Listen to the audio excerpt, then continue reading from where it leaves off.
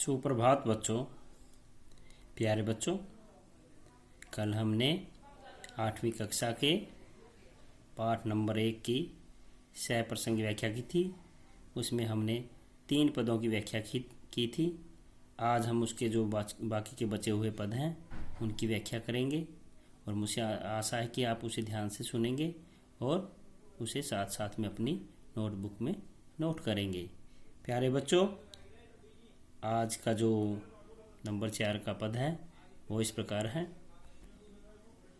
सबसे पहले आपने संकेत लिखना है और नंबर 4 लिखना है। क्या लिखोगे उसमें तुम पद? ऐसे थे अरमान की उड़ते, नीले नभ की सीमा पाने, लाल किरण की चोंच खोल, चुगते तारक अनार के दाने। तो क्या है इसमें बच्चों?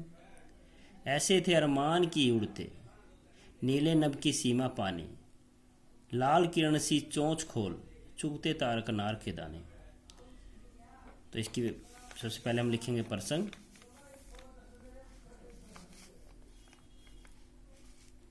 प्रस्तुत काव्यांश हमारी पाठ्य पुस्तक हिंदी की वसंत भाग 2 की कविता हम पंछी उन्मुक्त गगन के से ली गई है। इसके कवि श्री मंगल सिंह सुमन जी हैं।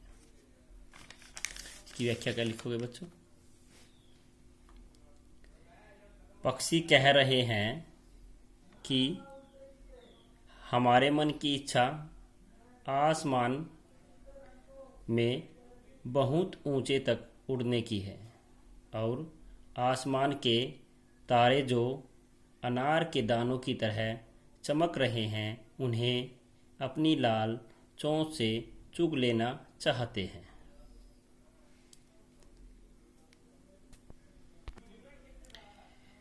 बच्चों, प्रश्न नंबर 5 का जो पद है वो है, सबसे पहले लिखो आप संकेत। होती सीमाहीन क्षितिज से इन पंखों की होड़ा होड़ी। होड़ा होड़ी आपको पता ही है क्या होता है? प्रतिस्पर्धा, मुकाबला। या तो क्षितिज मिलन बन जाता, या तो क्षितिज मिलन बन जाता, या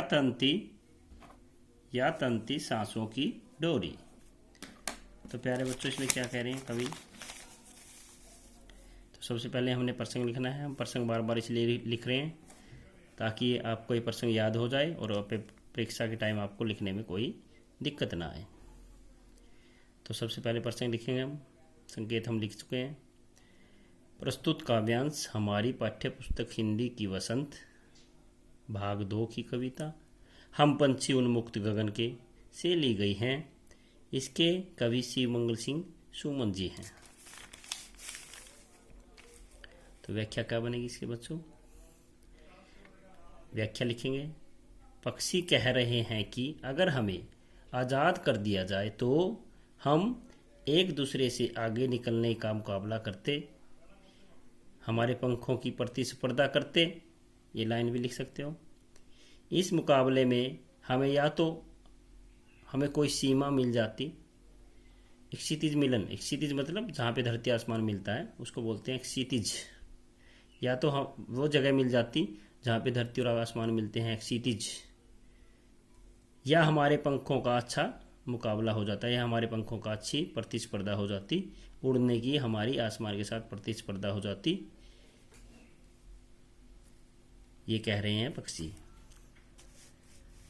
तो इसका जो लास्ट का पद है वो इस प्रकार है बच्चों। संकेत नंबर 6, पद नंबर 6। तो क्या लिखोगे? नीड न दो चाहे टहनी का। नीड क्या होता है? घोंसला। आश्रय छीन भिन कर डालो, लेकिन पंख दिए हैं तो आकुल उड़ान में विघन न ढालो। विघन होता है बाधा। तो इसकी क्या लिखोगे बच्चों प्रसंग? सबसे पहले हम प्रसंग लिखेंगे। प्रसंग। प्रस्तुत काव्यांश हमारी हिंदी की पुस्तक वसंत भाग 2 की कविता हम पंछी उन्मुक्त गगन के से ली गई हैं। इसके कवि श्री मंगल सिंह सुमन जी हैं। तो व्याख्या क्या लिखेंगे बच्चों इसकी? पक्षी कह रहे हैं कि चाहे हमें रहने के लिए घोंसला मत दो, नीड घोंसला मत दो, चाहे टहनियों का सहारा छीन लो, या हमें टहनियों पे मत झूला झूलने दो, हमें टहनियों पे खेलने मत दो पेड़ पौधों की, लेकिन भगवान ने उन्हें उड़ने के लिए पंख दिए हैं। वो कह रहे हैं कि अगर हमें भगवान ने उड़ने के लिए पंख दिए हैं तो उन्हें आज़ाद होकर उड़ने दो। मतलब वो कह रहे हैं अपने आप कि हमें आज़ाद होकर उड़ने दो। प्यारे बच्चों, आपने ये 6 के 6 पद अपनी फिर नोटबुक में नोट करने हैं और साथ साथ में इनका प्रसंग, संकेत, शब्द और व्याख्या याद करनी है। प्रसंग शब्द बच्चों ने याद करना है और इसकी व्याख्या याद करनी है और संकेत भी लिखना है साथ में। तो प्यारे बच्चों, आज के लिए बस इतना ही। आपका बहुत बहुत धन्यवाद। मुझे आशा है आप इसे ध्यान से याद करेंगे और साफ साफ अपने